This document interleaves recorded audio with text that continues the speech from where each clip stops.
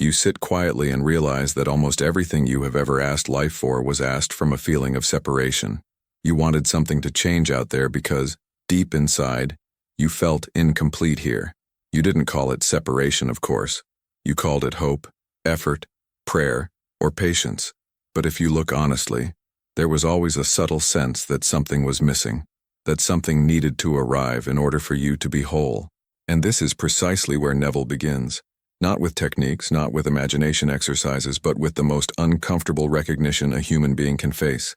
The problem was never the world. The problem was identity. Pause for a moment and write in the comments the phrase, "I am not separate."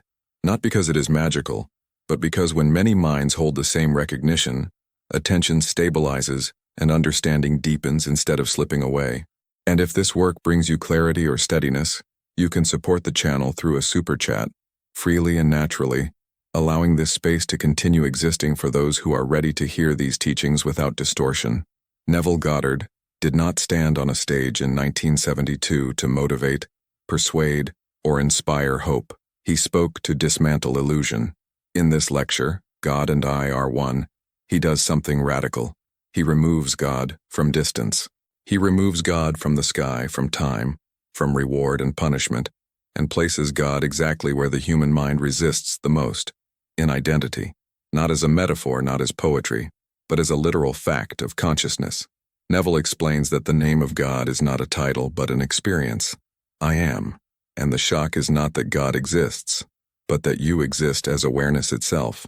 This realization is not comforting at first. It destabilizes the personality. Because if God and I are one, then excuses dissolve, blame dissolves, waiting dissolves. The world is no longer something happening to you, but something flowing from the state you occupy without noticing. Neville insists that prayer fails not because people lack faith, but because they pray from the assumption of separation. They ask as beggars instead of recognizing themselves as the source. They speak words while internally feeling absence. And consciousness, being faithful, mirrors absence back as experience. He clarifies that imagination is not fantasy. It is the creative activity of God within man. Every image accepted as true impresses itself upon the deeper level of being and must express itself as form. This is not a promise, it is a law. But the law does not respond to desire. It responds to identity. That is why effort feels exhausting, and results feel inconsistent. People attempt to use imagination while still believing they are separate from the power that imagines. They act as if imagination were a tool instead of what they are. Neville returns again and again to the same point. You do not get what you want. You get what you are conscious of being. And being is not what you say out loud. It is what feels natural when no one is watching. It is what you return to emotionally when circumstances challenge you. It is what you assume silently about yourself and life. In 1972, near the end of his public teaching, Neville spoke with precision, not enthusiasm. He no longer tried to convince. He described. He explained that when a man truly accepts that God and I are one, prayer changes completely. There is no pleading. There is no repetition. There is no emotional bargaining. There is recognition. One moves into the feeling of the wish fulfilled not to make it happen, but because that is the natural state of being when separation has collapsed. The outer world then rearranges itself not as a reward, but as a reflection. Neville warned that this teaching would be misunderstood. Many would hear it intellectually and turn it into ego. Others would reject it out of fear, because if God and I are one, then there is nowhere to hide, no external savior, no future moment where life finally begins. Only now, only being, only awareness choosing itself. He emphasized that this realization does not make life perfect or remove challenges. It stabilizes you within them. Reactions soften. Fear loses its grip, not because you suppress emotion, but because you no longer oscillate between believing and doubting. Oscillation, Neville said, is the true enemy. One day you feel powerful. The next day you feel small. One moment you believe, the next you check the world for confirmation. Each oscillation delays stabilization, not manifestation. And without stabilization, nothing consolidates. To live from the state of God and I are one is to stop consulting appearances. It is to stop asking permission from circumstances. It is to move through life from an inner knowing that does not need signs.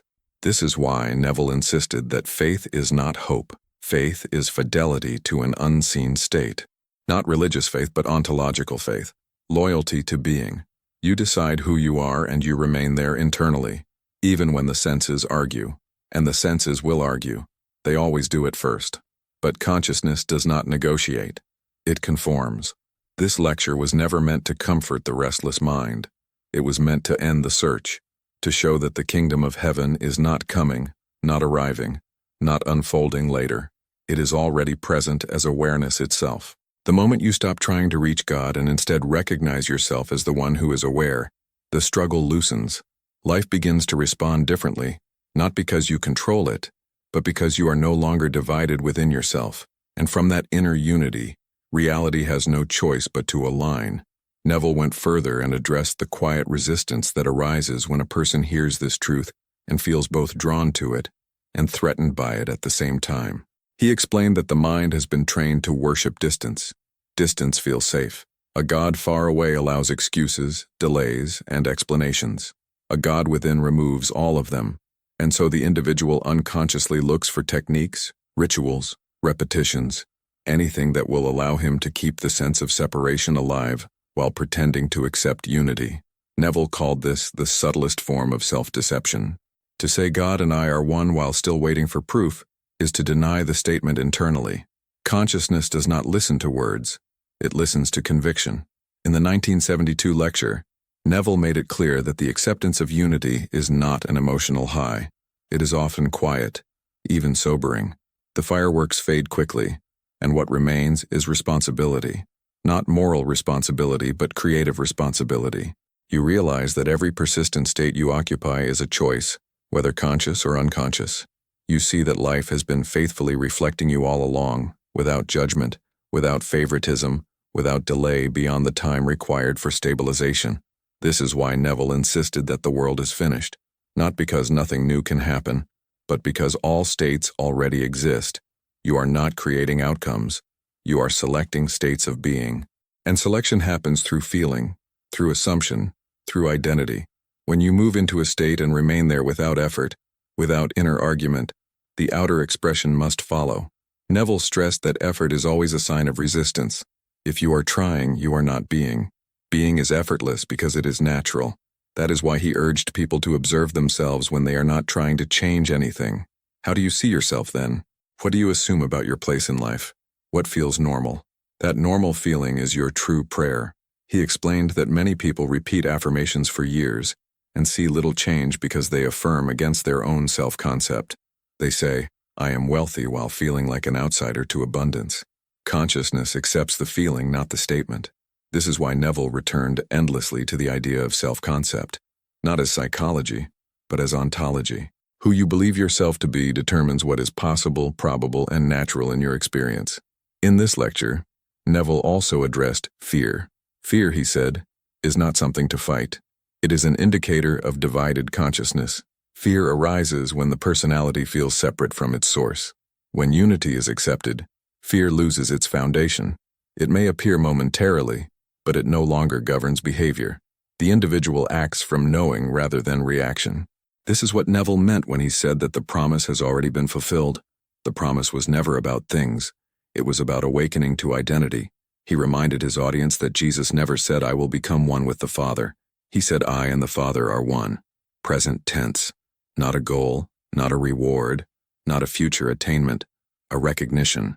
Neville warned that this teaching would always attract two kinds of listeners: those who want power over the world, and those who want truth about themselves. The first group becomes frustrated and leaves. The second becomes still and stays.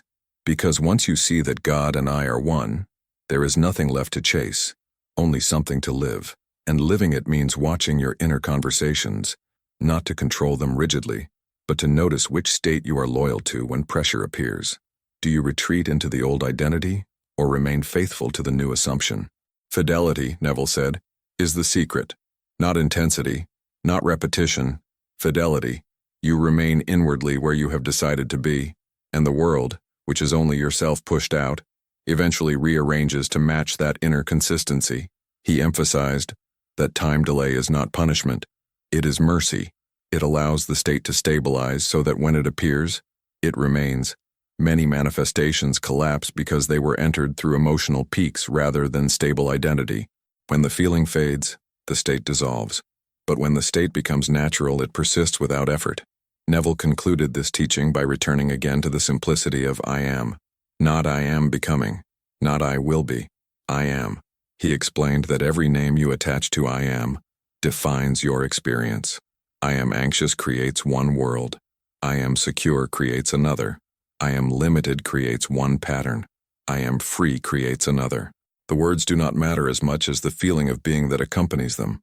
And when you finally see that the one saying I am is the same awareness you once called God, the search ends quietly, not with fireworks, not with applause, but with a deep internal settling.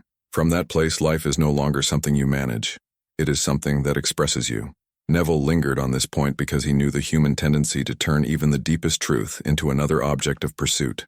He reminded his listeners that the moment you try to use the statement God and I are one as a means to get something, you have already stepped back into separation. Unity cannot be used. It can only be lived. And living it does not feel dramatic. It feels ordinary, grounded, stable. You wake up and the inner dialogue has changed. Not because you forced it to, but because the old dialogue no longer makes sense. Complaining feels foreign.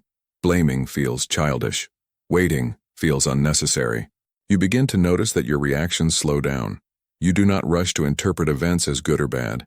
You observe them as movements within consciousness, knowing that no appearance has authority over the state you occupy unless you grant it that authority. Neville explained that this is why the wise man does not fight circumstances. He transcends them by refusing to identify with them. Circumstances are effects. Identity is cause. When identity is stable, effects reorganize naturally. He used the example of someone who knows how to read. That person does not strain to read each letter. Reading is effortless because the state of knowing how to read has been fully accepted. In the same way, living from unity becomes effortless once the identity has been absorbed. Until then, the mind oscillates, and oscillation produces fatigue. Neville was very clear that fatigue is not physical most of the time. It is the exhaustion of inner contradiction. Saying one thing while feeling another, wanting change while clinging to the old self, praying for freedom while identifying as bound. This inner split drains energy and produces confusion. When the split dissolves, energy returns without effort. He emphasized that imagination, when understood correctly, is not a mental exercise but the doorway into being. To imagine is to enter a state. And entering a state means temporarily suspending the evidence of the senses and accepting a new inner arrangement as real. But imagination only works when the individual stops watching himself imagine. The moment you monitor, judge, or evaluate the act, you step out of the state and back into separation. This is why Neville said imagination must be done lovingly, softly, without strain. You move into the feeling not to produce an effect, but because the feeling itself is the truth of being. He warned against obsession with results. Obsession reveals doubt. Trust reveals unity. When you know, you do not check. When you know, you do not count days. When you know, you do not seek reassurance. You simply live, and life rearranges quietly, often so naturally that you barely notice the moment of change. Neville addressed the fear many people have when they hear this teaching. The fear is not of failure, but of success. Because if God and I are one, then you cannot hide behind fate, chance, or destiny. You cannot say life did this to me. You must say I did this to myself through unconscious assumption. This realization can feel heavy at first, but Neville reframed it as liberation. If you created unconsciously, you can create consciously. If you accepted states without knowing it, you can now accept them deliberately. There is no condemnation in this law, only accuracy. Consciousness reflects faithfully. He spoke about forgiveness not as a moral act, but as a change of state. To forgive is to release an old identity. To forgive yourself is to stop identifying with past assumptions. The past, Neville said, has no power except the power you give it through memory and feeling. Change the feeling and the past loosens its grip. This is not denial. It is re-identification. You do not erase events. You dissolve their authority over who you are now. Neville emphasized that the greatest prayer is silence. Not silence of sound, but silence of inner argument. When the mind stops arguing with life, the state stabilizes. Many people think prayer requires words. Words are only helpful when they point the feeling in the right direction. But once the feeling is present, words are unnecessary. God does not hear words. God feels states. And since God is awareness itself, the state you feel as natural is the prayer that is answered. He warned his audience not to confuse passivity with acceptance. Acceptance is not resignation. It is alignment. You do not accept unwanted conditions. You accept the state that implies their resolution. You do not fight the shadow. You turn toward the light and the shadow dissolves on its own. Neville explained that the law never asks you to deny pain, loss, or difficulty. It asks you not to make them identity. Feelings arise. States remain. A feeling can pass. A state persists. The work is not to suppress emotion, but to choose identity beneath emotion. He returned again to the simplicity of I am. Everything flows from that. When you say, I am tired of life, life responds accordingly. When you say, I am secure, even quietly, life begins to reflect that security in ways you could not predict. The mind wants specifics.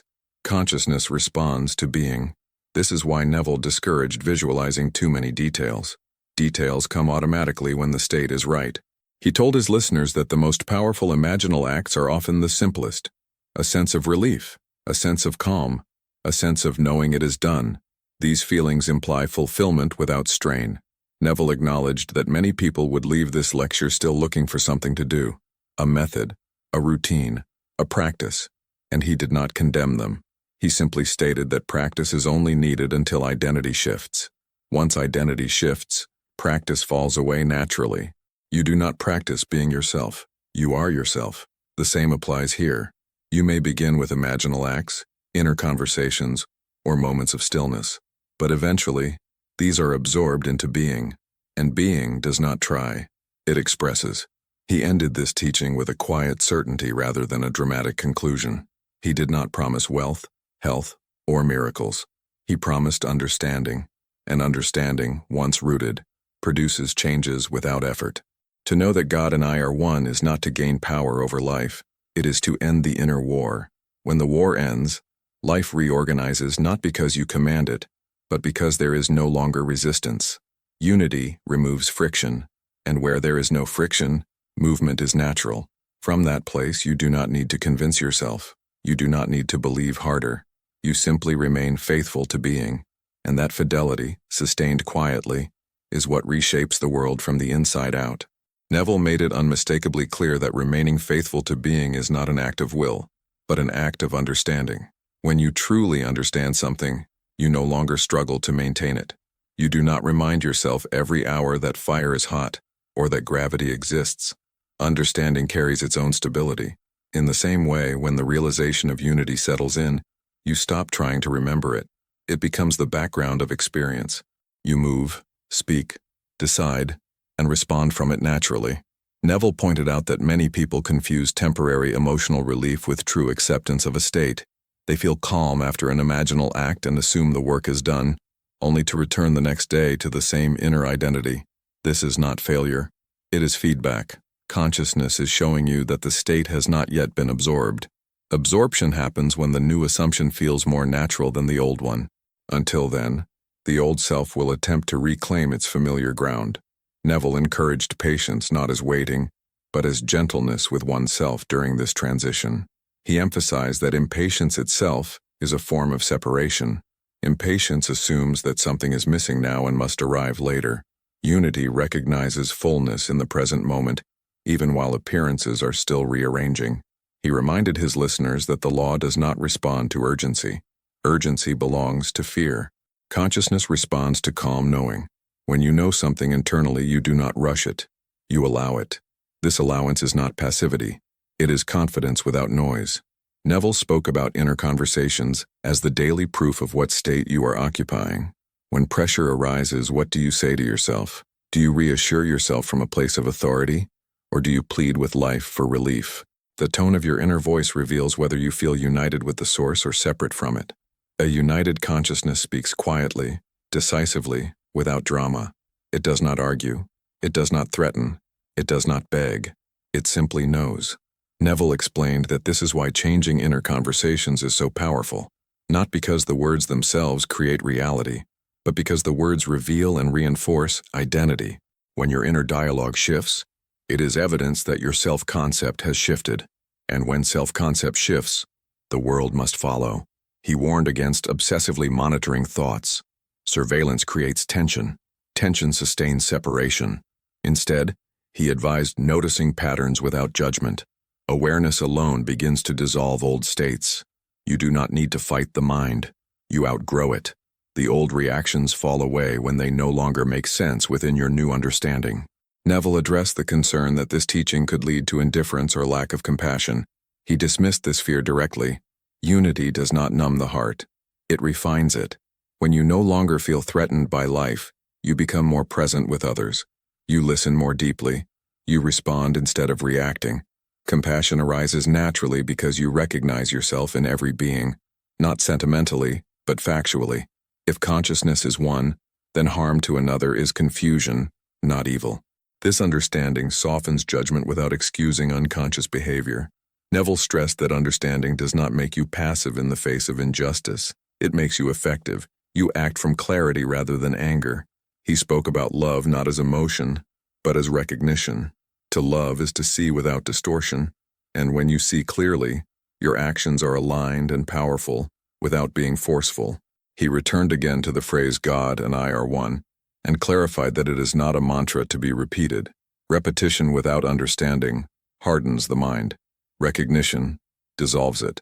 The statement is true whether you say it or not. The question is whether you live from it. Neville explained that many people fear losing their individuality through this realization. In truth, individuality is refined, not erased. You do not become less yourself. You become more yourself, without the distortions of fear and insecurity. The false self dissolves. The essential self remains. And the essential self is creative, expressive, joyful, without effort. Neville emphasized that joy is a byproduct of alignment, not a goal. When you stop trying to fix yourself, joy appears naturally. He addressed death briefly, not as an ending, but as a transition of awareness. If consciousness is one, it does not begin or end with the body. The body is an instrument. Awareness remains. This understanding removes the deepest fear most people carry silently, and when fear of death loosens, fear of life loosens with it. You stop rushing. You stop clinging. You live more fully now. Neville concluded that the greatest gift of this realization is freedom from inner conflict. When you are no longer divided within yourself, life becomes coherent. Decisions simplify. Desires clarify. You no longer want things that contradict who you know yourself to be. And when desire aligns with identity, fulfillment is natural, not always immediate, but inevitable. He reminded his listeners that the law is impersonal. It does not reward virtue or punish vice. It reflects states. Change the state and the reflection must change. This removes guilt and blame from the process. There is no need to judge past assumptions. They were unconscious. Now you are conscious. That is enough. Neville's final emphasis was not on doing more, but on seeing more clearly. See who you are being. See what feels natural. See what you return to when no one is watching. And from that seeing, allow identity to reorganize itself. When identity shifts, effort ends. When effort ends, resistance dissolves. And when resistance dissolves, life flows. Not because you command it, but because you are no longer standing in your own way. Neville often said that the most decisive moment in this understanding arrives quietly, almost unnoticed. There is no dramatic realization, no sudden vision that separates one life into before and after. Instead, you find yourself responding differently to situations that once controlled you. Something happens that would normally provoke anxiety, and the anxiety simply does not arrive, or it arrives briefly and dissolves without effort. This is how you know the state has changed. Not because life is perfect, but because you are no longer internally divided. Neville emphasized that unity is revealed in reaction, not in words. Anyone can repeat a statement. Only understanding alters response. When the old emotional reflexes no longer fire, consciousness has stabilized. He explained that many people believe they must destroy the old self in order to live from unity. This is another misunderstanding. The old self is not destroyed. It is outgrown. Like a child outgrows toys, you do not fight them, you simply lose interest. Old reactions lose their appeal when you see they no longer serve any function.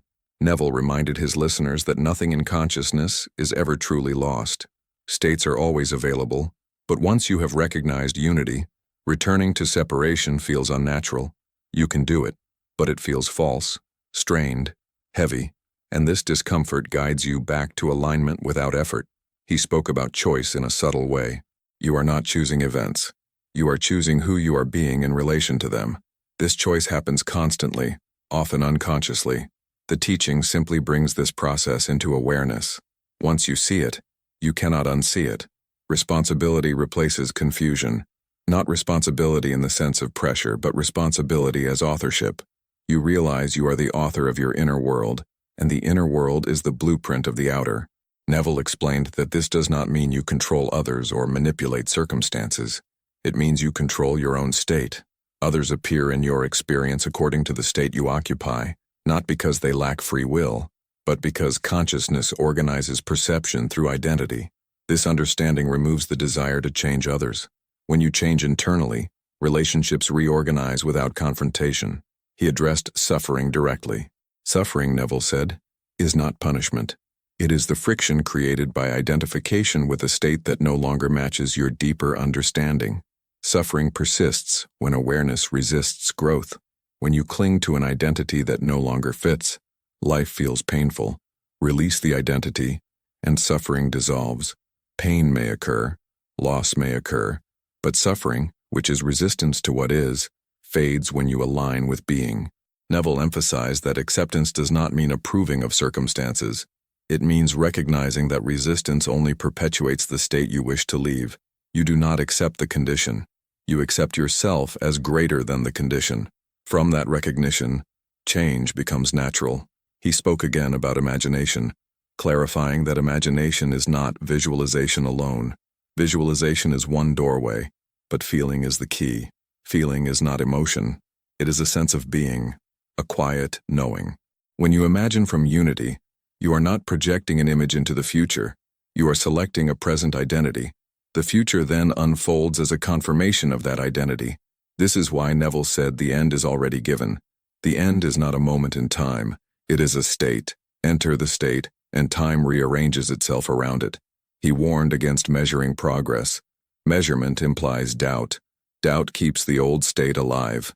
Instead, he suggested watching for naturalness. When something feels normal internally, it is done. Even if the outer world has not yet caught up, the inner shift is complete. The outer is always slower. It must rearrange through many channels, but it never fails when the inner state is stable. Neville reminded his listeners that faith is not belief. Belief fluctuates. Faith remains. Faith is fidelity to an unseen reality until it becomes seen, not because you force it, but because you refuse to abandon it internally. This refusal is quiet. There is no struggle in it. It is simply who you are now. He spoke about persistence not as effort but as remaining. Remaining in the feeling, remaining in the assumption, remaining loyal to identity even when appearances contradict it. This loyalty is not stubbornness. It is clarity. You are not arguing with the world. You are refusing to let the world define you. Neville emphasized that the greatest enemy of this work is distraction, not entertainment, but emotional distraction. Being pulled back into old reactions, old narratives, old self-definitions. Awareness dissolves distraction. When you notice yourself slipping into the old identity, you gently return to the new without judgment. Judgment strengthens the old self. Gentleness weakens it. He clarified that no one lives this perfectly. Perfection is not required. Consistency is. And consistency arises naturally when understanding deepens. He spoke about gratitude briefly, not as a practice, but as a symptom. When unity is accepted, gratitude appears spontaneously. Not gratitude for things, but gratitude for being. You feel grateful without knowing why. This gratitude is evidence of alignment. Neville ended this portion of his teaching by reminding his listeners that nothing outside of consciousness has power. Not astrology, not fate, not chance, not even circumstance. Power belongs to awareness alone, and awareness is what you are. The moment you stop seeking power and recognize yourself as it, struggle ends. Life continues. Challenges arise, but you are no longer inside them. You move through them from a place of quiet authority, not dominance, but stability. And stability, once established, becomes the foundation from which everything else unfolds naturally. Neville reminded his audience that stability is the true marker of realization. Not excitement, not emotional certainty, not confidence spoken aloud, but inner steadiness. When something truly becomes part of you, it stops demanding attention. You no longer rehearse it. You no longer defend it. You no longer explain it. It simply operates. This is why he cautioned against constantly talking about the teaching. Talking often replaces living. Words can become a substitute for embodiment. Neville was not interested in believers, only in those who had seen. And seeing, once it happens, changes behavior quietly. He explained that the mind initially resists this simplicity because it has been trained to equate complexity with depth. The ego believes that if something is real, it must be difficult, technical, or mysterious. Unity threatens the ego because it removes the need for striving. It reveals that the struggle was never required. This does not make life boring. It makes it efficient. Energy that was once spent resisting, hoping, worrying, and planning is freed. That energy expresses itself as clarity, creativity, and presence. Neville emphasized that presence is not a technique. You cannot practice presence. Presence is the absence of division. When you are no longer split between who you are and who you think you should be, you are present by default. He explained that many people misunderstand discipline in this work. Discipline is not forcing thoughts or emotions into obedience. That creates tension. True discipline is fidelity to identity. You decide who you are and you gently return to that decision whenever the mind wanders. This return is not dramatic. It is almost boring. But boredom is not a problem. Boredom is the mind losing its addiction to stimulation. In that quiet, something deeper stabilizes. Neville spoke about the moment when imagination ceases to feel like imagination and begins to feel like memory. When you imagine a state and it feels familiar rather than hopeful, the state has been entered. Hope looks forward. Memory feels present. This shift marks the transition from desire to being. At that point, you no longer wonder if it will happen. The question dissolves because internally, it already has. Neville stressed that this is not self-hypnosis. Hypnosis requires effort and suggestion. This is recognition. You are not convincing yourself of something false. You are withdrawing attention from what is false. Separation was the illusion. Unity is the default. The work feels difficult only because the habit of separation is strong. But habits dissolve through lack of attention, not force. Neville warned about spiritual pride, which arises when a person intellectually understands unity, but emotionally still seeks validation. Pride is another form of separation. It places the self above others rather than within the whole. True understanding produces humility, not as submission, but as accuracy. You see yourself clearly. No inflated self-image, no diminished self-image, just clarity. From clarity, action is precise. Neville explained that when identity stabilizes, decisions become simpler. You no longer deliberate endlessly. You sense what aligns and what does not. This sensing is not intuition as mystery. It is coherence. Choices that contradict your identity feel uncomfortable immediately. Choices that align feel calm. This guidance does not shout. It whispers. You hear it only when the mind is quiet. He emphasized that silence is not emptiness. Silence is fullness without noise. In silence, awareness recognizes itself. This recognition does not require meditation posture, breathing techniques, or isolation. It occurs in daily life when you stop arguing with what is. Neville spoke about work, money, relationships, and health not as separate domains but as expressions of identity. Change identity, and all domains reorganize accordingly. Trying to fix one area while leaving identity untouched creates temporary results at best. Sustainable change flows from being, not from strategy. He explained that this is why many people experience brief successes followed by collapse. The success came from a temporary state entered emotionally. When the emotion faded, the old identity reclaimed control. Stabilization prevents collapse. Neville clarified that stabilization does not mean emotional numbness. Emotions still arise, but they no longer define you. They pass through awareness rather than becoming it. This distinction changes everything. You feel fully without being consumed. You experience without drowning. He spoke again about time, explaining that impatience is simply awareness misaligned with itself. When you are aligned, time feels generous. When you are divided, time feels oppressive. Nothing actually speeds up or slows down. Your relationship to time changes based on identity. This is why people who live from unity often report that things happen at the right moment, not too early, not too late. It is not luck. It is coherence. Neville warned against seeking confirmation from others. Confirmation strengthens dependence. Dependence sustains separation. True confidence does not need agreement. It is not arrogance. It is inner alignment. When you are aligned, disagreement does not threaten you.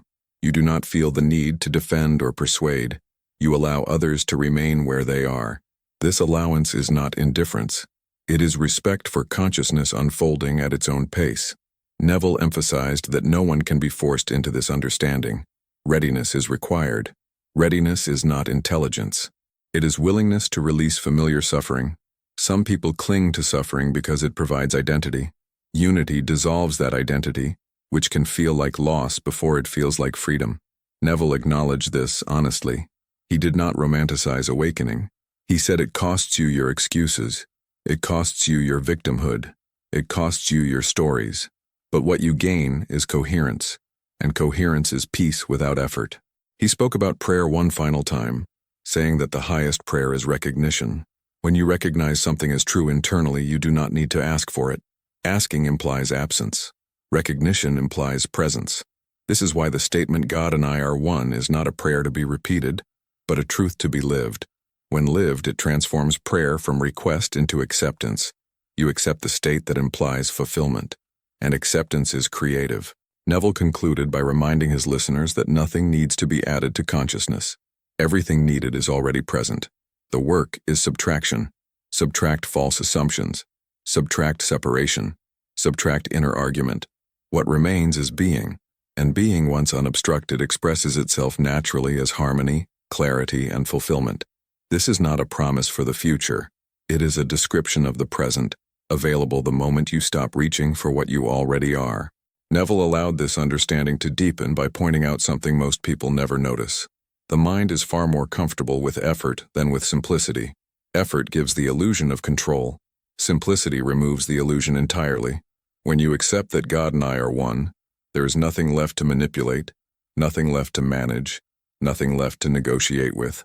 Life stops being a project and becomes an expression.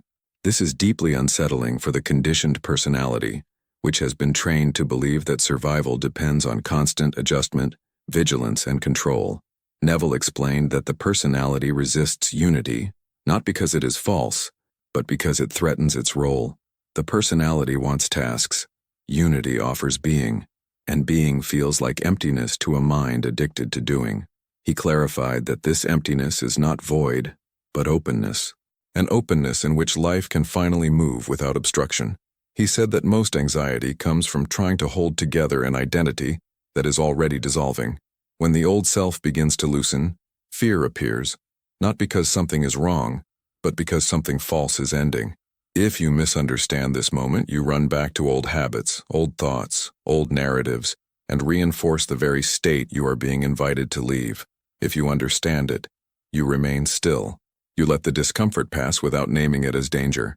And when you do that, the transition completes itself. Neville emphasized that awareness never needs protection. Only the false self feels fragile. Awareness is untouched by circumstances, untouched by opinion, untouched by time. When you identify as awareness, you feel this invulnerability quietly, without bravado. You stop bracing yourself against life. You stop anticipating harm.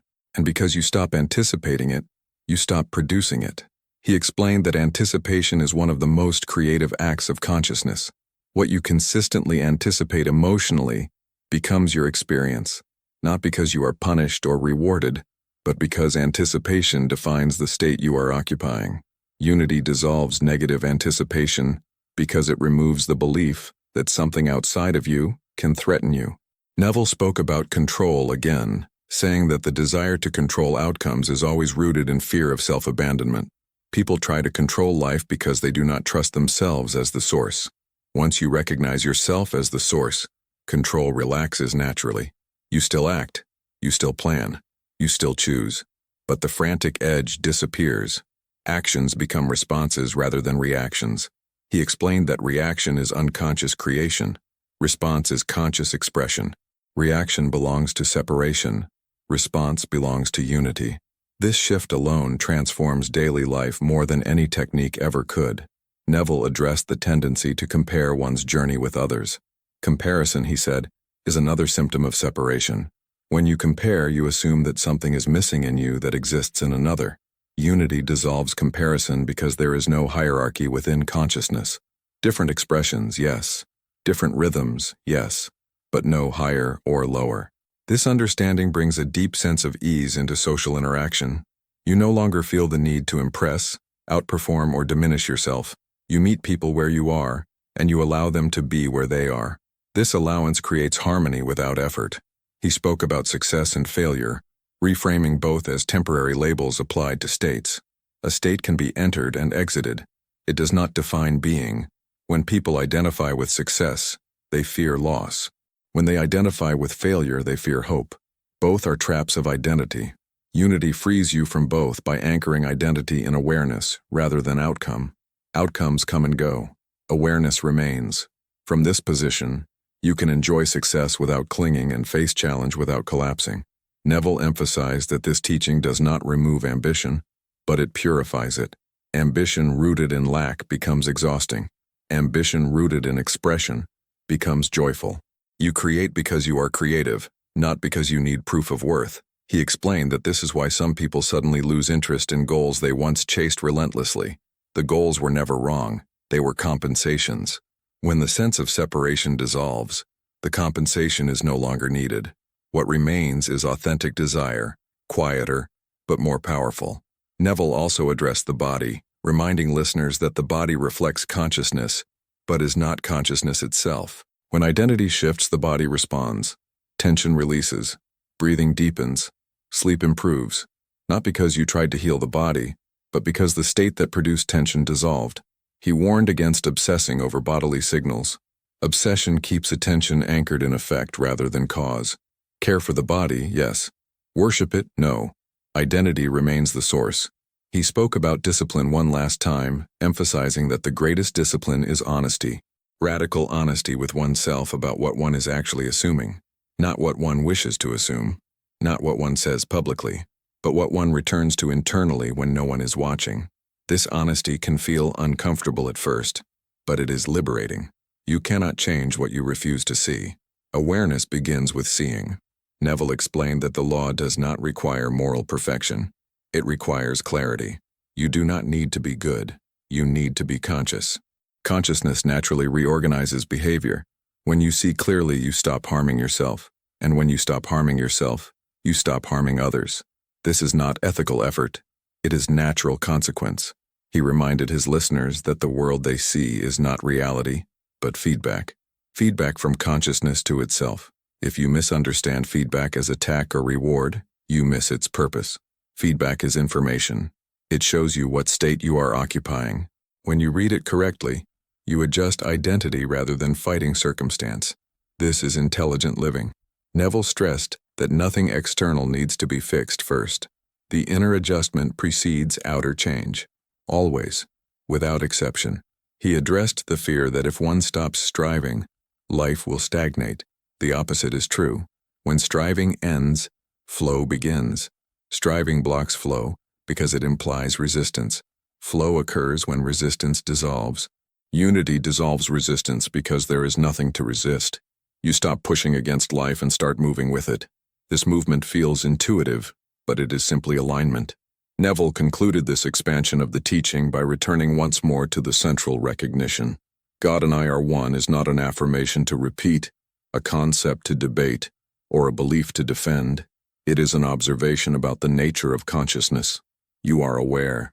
That awareness is not personal. It is universal. When you stop claiming it as yours and allow it to be what it is, identity relaxes into truth. From that truth, life reorganizes itself with precision, without struggle, without force. And the more quietly you live this recognition, the more powerful its effects become. Neville brought this understanding to a close not with a dramatic promise, but with a sober clarity. that lingered long after the lecture ended. He reminded his listeners that the recognition of unity is not something you achieve and then move beyond. It is something you live, moment by moment, through the quiet choices of identification you make every day. You either identify with appearances, reactions, and stories, or you identify with awareness itself. There is no middle ground, and this choice is always available, always immediate, never postponed to a future level of growth. He emphasized that the law does not ask you to become extraordinary. It asks you to become honest. Honest about what you are assuming, honest about where you are placing your sense of self, honest about whether you are living as cause or as effect. Most people live as effect while believing they are causes. This contradiction creates suffering. Unity dissolves it. When you know yourself as awareness, you stop waiting for permission from circumstances. You stop asking life to validate you. Validation becomes irrelevant because identity is no longer borrowed from outcomes. Neville explained that this is why fear gradually loses its grip. Fear requires a vulnerable self that can be threatened. When the self is recognized as awareness, fear has nothing to attach to. It may still arise as a sensation, but it no longer defines action. You move anyway, calmly, clearly, without the inner collapse that once accompanied uncertainty. He reminded his audience that the world will continue to present contrasts. Unity does not remove contrast. It removes confusion about contrast. You understand that contrast is part of expression, not evidence of separation. Light and shadow coexist without conflict. Success and challenge alternate without defining worth. Life flows in cycles, but awareness remains constant. This constancy is what Neville wanted his listeners to discover for themselves, not as an idea, but as lived reality. He warned gently against turning this teaching into another identity badge. Saying "I understand Neville" or "I live from unity" means nothing if reactions remain unchanged. The measure is always inner response. When something unexpected happens, where do you return internally? Do you return to panic, blame, and hope, or do you return to being? That return reveals everything. Neville emphasized that this is not a one-time decision. It is a habit of recognition. Each time you notice yourself slipping into separation, you simply return, not with frustration, not with self-criticism, but with understanding. Understanding is what dissolves error. Effort only reinforces it. He clarified that no one lives this flawlessly. Flawlessness is not the goal. Consistency is, and consistency grows naturally as understanding deepens. You find yourself less interested in reacting, less interested in proving, less interested in defending. Silence becomes more attractive than argument. Presence becomes more satisfying than explanation. This is how you know the teaching has taken root. Neville concluded by stating plainly that the purpose of his work was never to help people get things. It was to help people wake up to who they are. Things come and go. States remain. When you know yourself as the one who is aware, life becomes a dialogue rather than a battle. You listen. You respond. You adjust identity instead of fighting effects. And because consciousness is faithful, the outer world gradually aligns with the inner clarity you sustain. He reminded his listeners one final time that the statement "God and I are one" is not a challenge to religion, not a declaration of ego, not a metaphor to be admired. It is a description of reality as it is experienced when illusion falls away. You do not need to convince anyone of it. You do not need to announce it. You live it by refusing to abandon yourself internally, and when you live it, the search ends. Not because you have found answers, but because the one who is searching is recognized as the answer itself. From that recognition, life unfolds with less resistance, fewer questions, and deeper peace. Not because the world has changed, but because you are no longer divided within yourself. Neville often allowed a final silence to do the real work because silence reveals what words can only point toward. And yet, before leaving his audience, he would gently underline something essential so that no one misunderstood the simplicity of what had been said. He reminded them that unity is not fragile. You do not lose it because of doubt, emotion, or momentary confusion. Awareness is not earned and cannot be broken. What fluctuates is attention, not truth. When attention drifts back into old patterns, unity does not disappear. It simply stops being noticed. And the moment it is noticed again, nothing needs to be repaired. This is why he discouraged guilt, shame, or self-judgment in this work. Judgment reinforces the idea that something is wrong with you. Unity reveals that nothing was ever wrong, only misidentified. He emphasized that the return to being is always immediate. You do not need to undo the past, analyze your childhood, or purify your mind. You simply stop abandoning yourself in the present. That single movement changes everything. Neville clarified that many people wait for certainty before they live from unity, but certainty comes after, not before. You do not wait to feel secure in order to stand as awareness. You stand as awareness, and security follows naturally. This reverses the entire logic most people live by. They wait for the world to change so they can feel different. Neville taught that feeling different is what changes the world, not through force, but through alignment. He also warned that unity does not make you immune to life's unpredictability. What it does is remove the internal collapse that unpredictability once triggered. Events still unfold, plans still change, loss and gain still occur, but they no longer define you. You experience them fully without being consumed by them. This is freedom in its truest form. Not freedom from experience, but freedom within it. Neville spoke briefly about purpose, explaining that purpose is not something you discover externally. Purpose emerges naturally when identity stabilizes. When you are no longer busy trying to become someone, you naturally express what you are.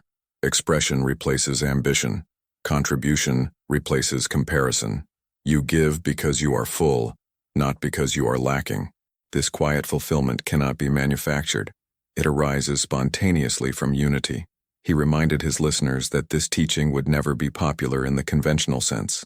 It offers no drama, no hierarchy, no dependency. It returns authority to the individual and then steps aside. Those looking for excitement would leave. Those looking for truth would remain. And those who remained would find that life itself became the teacher. Every situation would become feedback. Every reaction would become information. Nothing would be wasted. He concluded by affirming that awareness does not need to be protected, improved, or perfected. It needs to be trusted. Trust does not mean blind belief. It means allowing yourself to rest in what you already are without constantly reaching for confirmation. When you stop reaching, something settles. And when it settles, life responds with coherence. Neville's final message, implicit rather than spoken, was simple. You are not here to fix the world. You are here to know yourself. When you know yourself as awareness, the world adjusts on its own, not because you demand it, but because there is no longer resistance. Unity is not an achievement at the end of the path. It is the ground beneath every step, and the moment you stop walking away from it, you realize you never left at all.